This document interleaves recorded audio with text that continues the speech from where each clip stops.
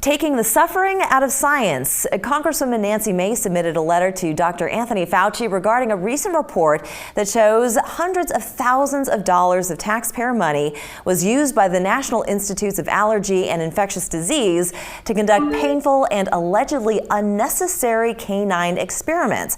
Congresswoman Mace joins us now from Washington with more on her discovery and outrage. It's good to see you.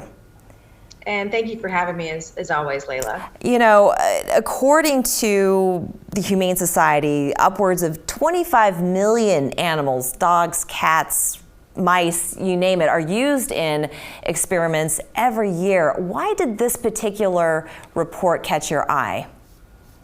Well, this particular report, there were $1.7 million that were spent to take the vocal cords out of 44 beagle puppies, drug them, kill them, and then dissect them. And when I learned about this project, this experiment, it really disgusted me. I'm an animal lover, I've been an animal rights activist and working on these issues for a number of years. And this is something that outrages people on both sides of the aisle, Republican and Democrat, and is something that we really ought to get to the bottom of. The FDA has said here in the US that we don't need to do these kinds of experiments for these kinds of drugs, and yet we're spending millions of dollars to send our money overseas to do them elsewhere. And if this is what brings our country together, to work together finally, then we ought to do it for all of these animals who've been harmed. Well, it is encouraging that it is bipartisan, but can you tell us a little bit more, for anybody who's unfamiliar with this particular report, exactly how it came to light and what it uncovered?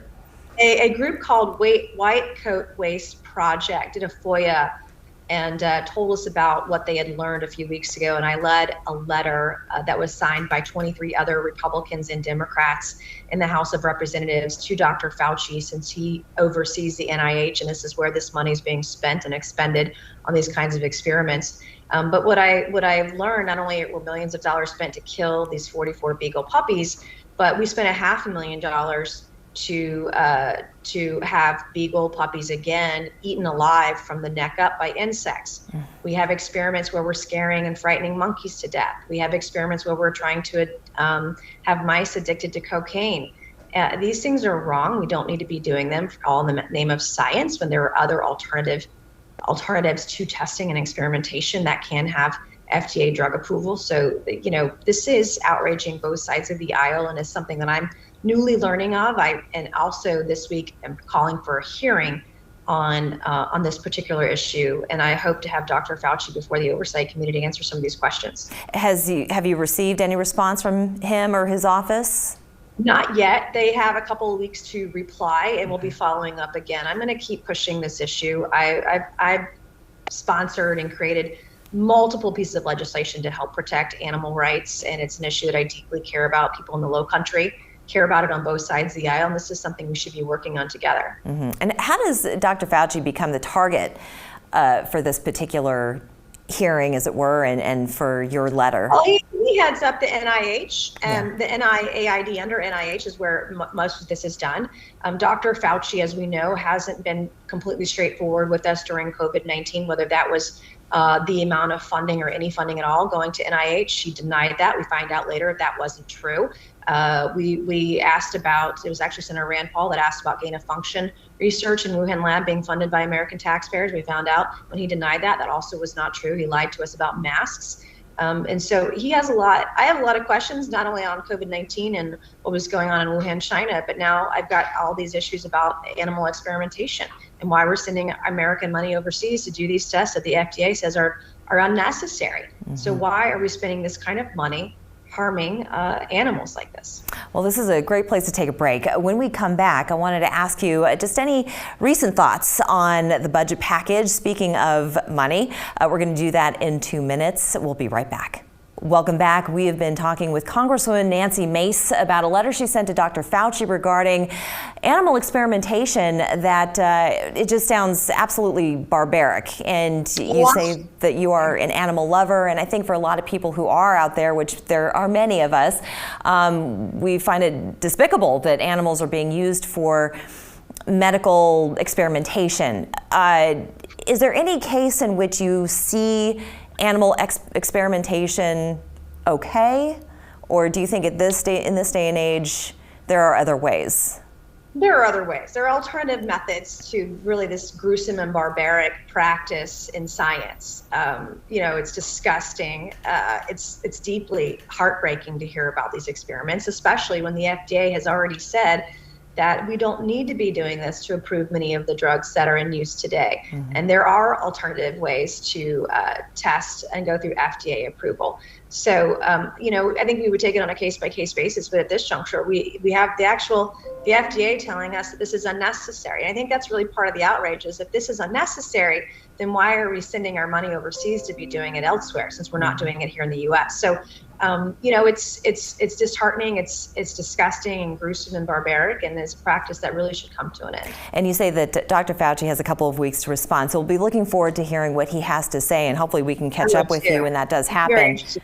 Yes. Okay. And I want a hearing on this as well. I'd like him to come before the Oversight Committee to answer these questions. Yes, and we'd love to definitely catch up with you once that does happen. And you say that these experiments that hundreds of thousands of dollars is poured into conducting these experiments. Well, speaking of money, of course, I'd be remiss if we didn't talk about the budget package, what your thoughts are right now, where you think this is going, and what ultimately do you think is going to happen?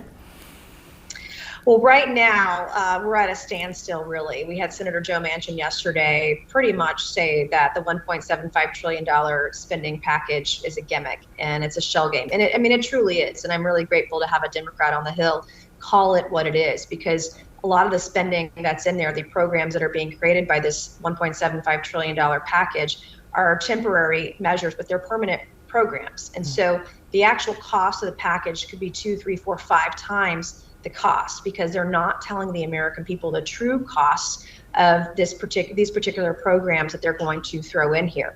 And so it gives me some hope to see that there is someone on the other side of the aisle who will call it what it is. I mean, I'm someone, though I'm Republican and I'm fiscally conservative, I have a tendency to call out my party when I see things that aren't right. And it's refreshing to see a Democrat that also does the same. And it's important. Inflation is a huge issue right now. This is going to mean a massive tax hike on the American people. Inflation will get worse. The cost of literally everything will continue to rise at historic levels. And that's untenable when wages are pretty stagnant right now. We've had a 3% increase on wages this year, but inflation is double that, right? Yeah. So wages can't keep up with it. And the cost of everything is going up. So it's really refreshing to see that voice out there on this. And then, of course, determining how Virginia works out. If Glenn Youngkin wins the Virginia governor's race, then I believe the Build Back Better plan is dead on arrival. Yeah, and just going back to how the cost of everything is going up, I just paid $3.20 a gallon for my gas, which definitely hurt. But they also say, as far as the budget package is concerned, no one's going to know what's in it until it actually passes. But according to the Biden administration, they say that it's not going to cost us a penny. So obviously that's not landing well with even people on the other side of the aisle. It's not true. And the other thing is, too, that people are not talking about either, is that there's no score by the Congressional Budget Office or the CBO.